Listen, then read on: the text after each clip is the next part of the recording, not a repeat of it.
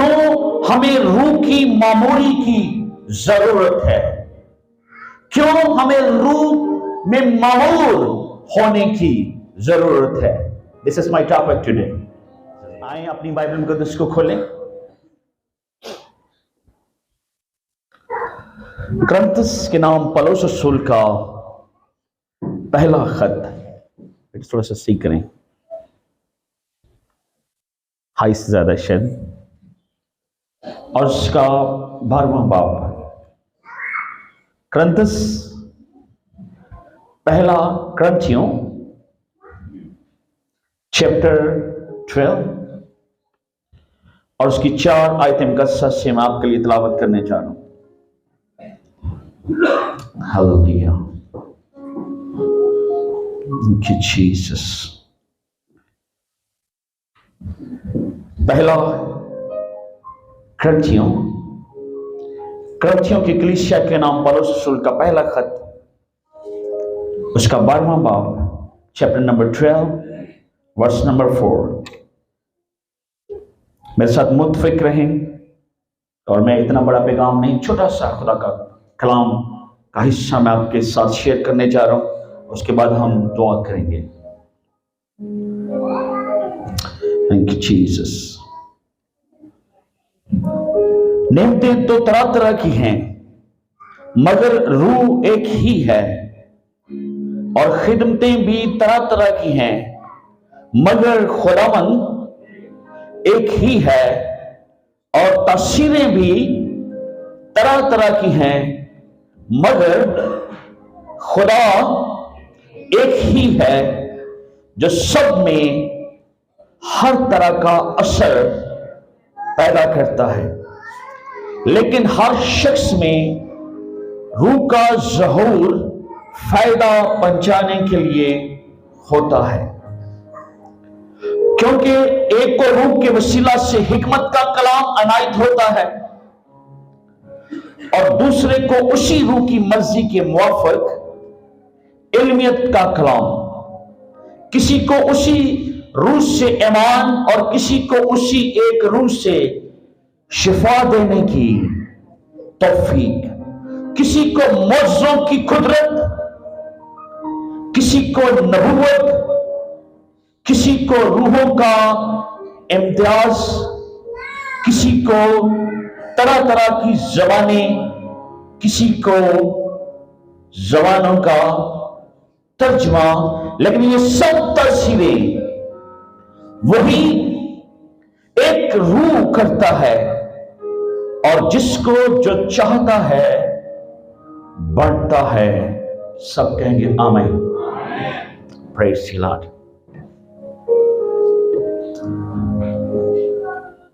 ہمیں کیوں روح میں دعا کرنے کی ضرورت ہے؟ ہمیں کیوں غیر زبانوں میں دعا کرنے کی ضرورت ہے؟ Why we pray in tongue. کیوں ہمیں روح کی معموری کی ضرورت ہے؟ کیوں ہمیں روح میں معمور ہونے کی ضرورت ہے؟ This is my topic today. یہ میرا آج کا مضمون ہے، اور آج ہم خداوند کے کلام سے سیکھیں گے کہ ہمیں کیوں روح میں دعا کرنے کی ضرورت ہے. 2 پرنسپلز ہیں، 2 اصول ہیں. ایک ہے اپنی روح میں دعا کرنا، اور دوسرا ہے روح کے ساتھ دعا کرنا. پہلا ہے روح میں دعا کرنا، اور دوسرا ہے روح کے ساتھ دعا کرنا. جب آپ روح میں دعا کرتے ہیں تو آپ اپنی زبان میں، اردو میں، پنجابی میں، انگلش میں، جو زبان آپ کو سمجھ ہے، جو آپ کی مادری زبان ہے، اس میں دعا کرتے ہیں. جب آپ روح میں دعا کرتے ہیں، اور آپ غیر زبان میں بھی دعا کر سکتے ہیں. یہ وہ دعا ہے جو آپ عقل سے دعا کر رہے ہیں. لیکن ایک ہے روح کے ساتھ دعا کرنا. یہ اس وقت ہوتا ہے جب خدا کی پریزنس ہوتی ہے، جب خدا کی حضوری ہوتی ہے، تو آپ کی روح جو ہے وہ روح القدس کے ساتھ متفق ہو کر خدا سے ہم کلام ہوتی ہے، اور اس کو ہم کہتے ہیں روح کے ساتھ مل کر دعا کرنا۔ آمین۔ لیکن جب پریزنس ہوتی ہے خدا کی، حضوری ہوتی ہے خدا کی، اس وقت ہماری روح جو ہے روح القدس کے ساتھ مل جاتی ہے، یا روح القدس جو ہے وہ ہماری روح کے ساتھ متفق ہو جاتا ہے، اور ہم خدا سے ہم کلام ہو جاتے ہیں۔ آمین۔ اور اکثر لوگوں کو یہ بات سمجھ میں نہیں آتی، اکثر ہم ان الفاظ کو نہیں سمجھ رہے ہوتے، لیکن روح القدس خود ہماری شفایت کر رہا ہوتا ہے۔ خدا کے کلام میں لکھا ہے کہ جس طرح ہمیں معلوم نہیں، ہمیں سمجھ نہیں ہوتی، لیکن روح خود آہیں بھر بھر کر ہماری روح کے ساتھ متفق ہو کر دعا کرتا ہے۔ That is prayer with the Holy Spirit۔ روح کے ساتھ مل کر ہم دعا کرتے ہیں۔ خدا یسوع مسیح جو ہمارے رول ماڈل ہے، جو خود خدا ہے، جس کی ہم پرستش کرتے ہیں، جس کی ہم بندگی کرتے ہیں، جو دنیا کا خداوند ہے، بادشاہ ہے، without Holy Spirit it is impossible to do the ministry۔ Even جب وہ آزمایا گیا، Holy Spirit was there۔ جو بھی معجزے کیے، Holy Spirit was there۔ پاک روح اس کے ساتھ، بائبل مقدس میں کتنی دفعہ لکھا ہے کہ وہ روح سے بھر گیا، وہ روح سے مملو ہو گیا۔ اگر آپ اندیکھی قوتوں کا تجربہ کرنا چاہتے ہیں، اگر آپ خدا کی قدرت کو ایکسپیرینس کرنا چاہتے ہیں، یہاں تک کہ آپ خدا کی قدرت کو دیکھنا چاہتے ہیں فزیکلی، یہاں تک کہ آپ اندیکھی چیزوں کو ایکسپیرینس کرنا چاہتے ہیں، you have to get in the spirit۔ آپ کو روح سے مملو ہونے کی ضرورت ہے۔ without Holy Spirit آپ کوئی ایکسپیرینس نہیں کر سکتے۔ خدا کے کلام میں لکھا ہے میں عقل سے بھی دعا کروں گا اور روح سے بھی، میں عقل سے بھی گاؤں گا اور روح سے بھی۔ اس کا مطلب ہے we can sing، ہم روح سے گیت اور مزامیر بھی گا سکتے ہیں۔ آمین۔ میں عقل سے بھی دعا کروں گا اور روح سے بھی دعا کروں گا۔ تو اگر یسوع مسیح کو ہولی اسپرٹ کی ضرورت ہے، ہمیں کس قدر ضرورت ہے؟ And praise the Lord۔ اس کے کلام کے لیے، اس کے وعدے کے لیے، اس نے کہا میں تمہیں بے یارہ مددگار نہیں چھوڑوں گا، میں تمہیں ایک دوسرا مددگار دوں گا۔ یوحنا 16 میں لکھا ہے، یعنی روح القدس۔ اور جن چیزوں کی تمہیں سمجھ نہیں ہے وہ تمہیں سمجھ دے گا۔ جب آپ روح میں دعا کرتے ہیں، جب آپ ہولی اسپرٹ میں دعا کرتے ہیں، جب آپ غیر زبانوں کا ایکسپیرینس رکھتے ہیں، جب آپ روح سے مملو ہو جاتے ہیں، تو آپ کی 5 منٹ کی دعا ایسا لگتا ہے جیسے آپ نے ایک دن دعا کی ہے۔ It is very powerful experience۔ اور ایک دن جو ہے ایک ہفتے کے برابر رکھے گا۔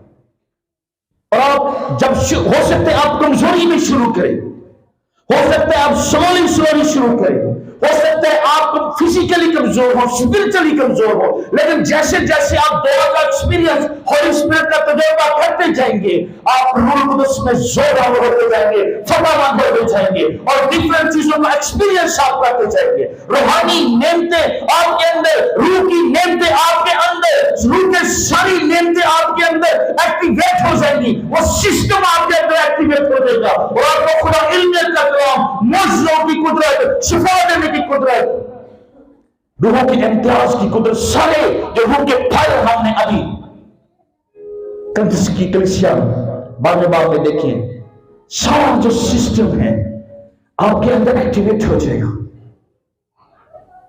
تب جب آپ روح کا تجربہ کریں گے، آپ غالب آنا شروع ہو جائیں گے، آپ جو ہے وہ زور میں بڑھیں گے۔ ہو سکتا ہے آپ کا بدن کمزور ہو، وہ زوراور ہو جائے گا، اور روایت آئے گا، شادمانی آئے گی، اطمینان آئے گا، آپ خموش سے بڑھ جائیں گے، آپ لیبریز ہو جائیں گے، آپ پر مقبول ہوں گے، تو وہ تیری زندگی میں بھی آپ ایسے برکت ہوتے چلے جائیں گے۔ آمین.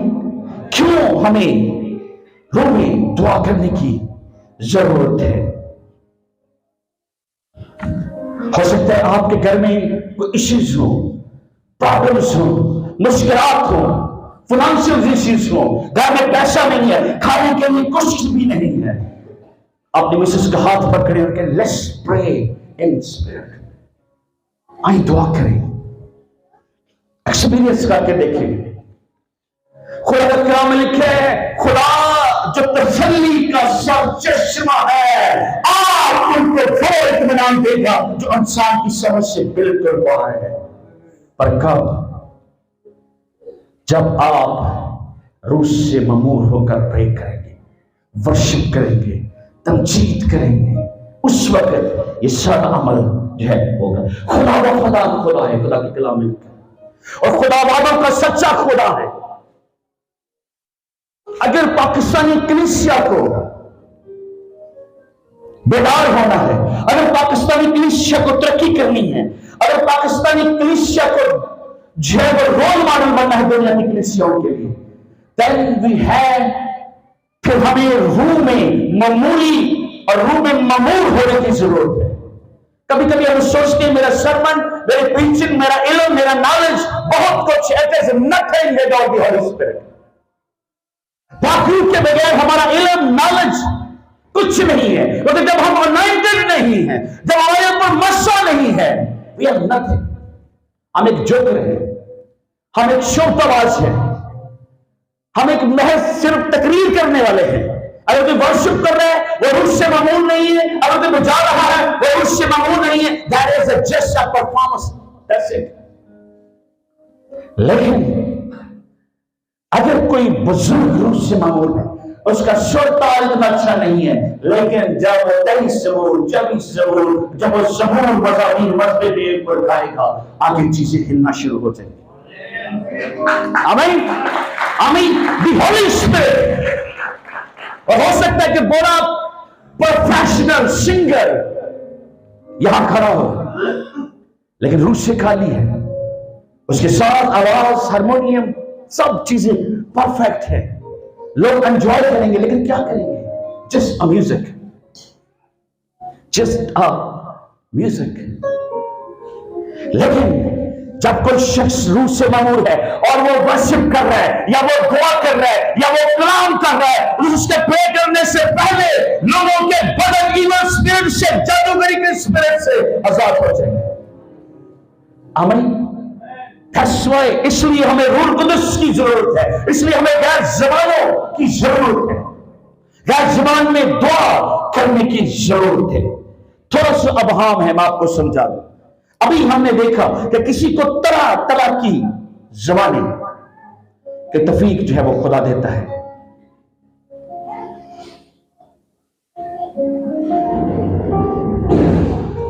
لیکن خدا کے کلام میں کیونکہ ایک کو روح کے وسیلہ سے حکمت کا کلام عنایت ہوتا ہے، اور دوسرے کو اسی روح کی مرضی کے موافق علمیت کا کلام، کسی کو اسی روح کی سے ایمان، اور کسی کو اسی ایک روح سے شفا دینے کی توفیق، کسی کو معجزوں کی قدرت، کسی کو نبوت، کسی کو روح اللہ امتیاز، کسی کو طرح طرح کی زبانیں. There's many type of tongues in Bibles. آج میرا بالکل موڈ نہیں ہے کہ میں آپ کے ساتھ تھیولوجی اور ڈاکٹر شیئر کروں کہ مجھے کتنا علم ہے. چند ایک باتیں میں آپ کے ساتھ شیئر کرنا چاہتا ہوں. کچھ ایسی غیر زبانیں ہیں جن کی سمجھ آتی ہے. جیسے اعمال کی کتاب میں ہم دیکھتے ہیں کہ جب پطرس نے واعظ کیا، وہ اپنی ہی زبان میں بول رہا تھا، لیکن ہر علاقہ کے لوگ یہ سمجھ رہے تھے کہ یہ میرے علاقے کی بولی ہے، میری مدر ٹنگ ہے، میری مادری زبان میں یہ کلام وہ کر رہا ہے، لیکن وہ اپنی زبان میں بول رہا تھا اور سب کچھ سمجھ آ رہی تھی. That is the Holy Spirit. اس کے بعد ہم دیکھتے ہیں کہ جب پہلا کرنتی 14 باب اور پہلی سے چوتھی آیت تک جب ہم خدا کے کلام سے پڑھتے ہیں تو خدا کے کلام میں لکھا ہے کہ جو روح میں دعا کرتا ہے وہ اپنی ترقی کرتا ہے. اس طرح پڑھیں گے، جلدی سے کھولے دو.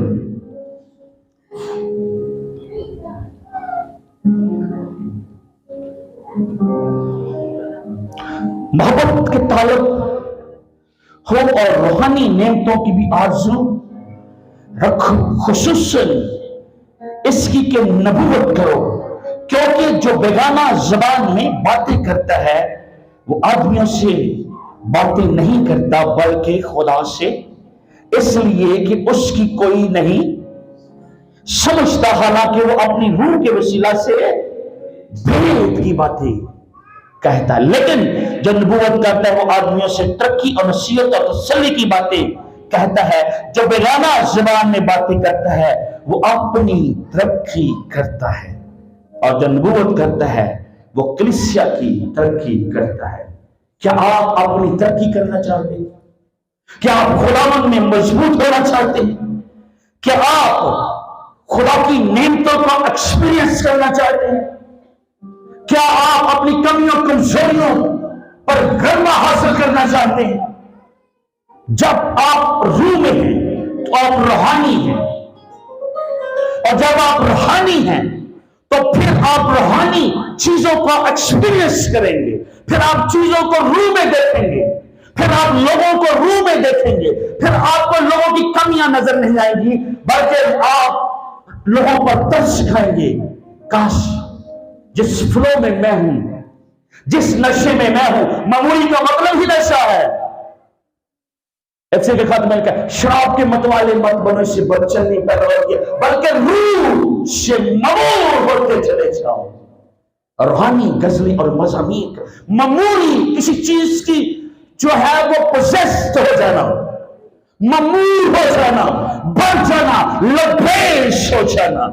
जब आप रूह से ममूर हैं फिर आप हर एक चीज को फिजिकली, स्पिरिचुअली, रूहानी तौर पर रूहानी आंखों से देखेंगे। खुदा आपकी रूहानी आंखों को खोल देगा, क्योंकि आपके अंदर तसल्ली होगी, आपके अंदर शादमानी होगी, आप फतायाब होंगे और अपनी कमियों कमजोरियों पर गालिब आ चुके होंगे। और जब आपके दिल में खुशी है तो फिर आप किसी से नफरत नहीं कर सकते, फिर आप हमेशा लोगों को रूह में देखेंगे, खुदा की नजर से आप लोगों को देखेंगे। और ये वादा जो है रूह कुदस का, यह हर ईमानदार के लिए है, हर बिलीवर के लिए है, हर वो शख्स यीशु मसीह को अपना शख्सी निजात देना तस्लीम कर लेता है। It's for everybody. ये वक्री गल है, असी इन्हें लेना चाहिए या ना लेना चाहिए, but it is a very very important. ये बहुत जरूर है कि आप होली स्पिरिट का तजर्बा रखें। सतनस जब उसको समझा किया जा रहा था तो खुदा के कलाम में लिखा है उसकी आंखें आसमान की तरफ है, और लिखा वो रूह से ममूर होकर यीशु को देख रहा था आसमान की तरफ। दुख और तकलीफ में है, फिजिकली उसको मारा जा रहा है, पेन में है, सफरन में है, लेकिन वो रूह से ममूर है। इसका मतलब यह है कि जमीन पर जब हम दुख और मुसीबत में है, लेकिन अगर आप रूह से ममूर हैं, there is nothing can stop you to enjoy the glory of God। फिर कोई भी ऐसी चीज नहीं है कि आप खुदा की रूह की जो शादमानी है उसको सेलिब्रेट करने से कोई दुनिया की ताकत रोक नहीं सकती। कब? जब आप रूह से ममूर हैं। That's why we need Holy Spirit। इसलिए हमें रूह चाहिए, इसलिए हमें होली स्पिरिट चाहिए। और दाखिल है, जब आप रूह से ममूर हो जाएंगे, आप डिफरेंट चीजों का एक्सपीरियंस करना शुरू कर देंगे। मुख्तलिफ चीजों को आपको समझ नहीं आएगी मैं ऐसा क्यों सेंस कर रहा हूं। And the main thing you will sense right. और बहुत दफा जो आप सेंस करेंगे, सोचेंगे, रूह में रहते हुए बिल्कुल ठीक होगा। खुदा आपको एलियन का कलाम देगा, वो चीजें जो आप नहीं जानते खुदा आपके ऊपर खोल देगा। आप रूहों को परख सकेंगे, खुदा को मौजूद की तौफीक देगा, खुदा दूसरों को शिफा देने की तौफीक देगा। और जब ऐसा होगा तो सोचे पहली और दूसरी सेंचुरी में किस तरह मसीहत, खुदा का कलाम मसीही तदाद में बढ़ते चले गए, क्योंकि वो सब के सब रूह से ममूर थे। आज क्यों नहीं बढ़ रहा खुदा का कलाम? लोग उस तरीके से रूह के तजर्बात देख नहीं रहे। और जब कलीसिया को यह विकास समझ आएगा, یہ صرف پادری کا کام نہیں ہے، ڈیکن مبشر کا کام نہیں ہے. Everybody need to be served God in the Holy Spirit. سب کو سب ہولی اسپرٹ کی ضرورت ہے تاکہ وہ آپ کے ارد گرد کے ماحول کو خدا کا جلال ظاہر کرنے کے لیے اپنے آپ کو پیش کرے. رومیو اس کا 15 باب اس کی 3 آیت میں لکھا ہے. اگر آپ پڑھنا چاہیں جلدی سے پڑھیں گے، پھر ہم دعا کریں گے. Thank you Jesus, hallelujah.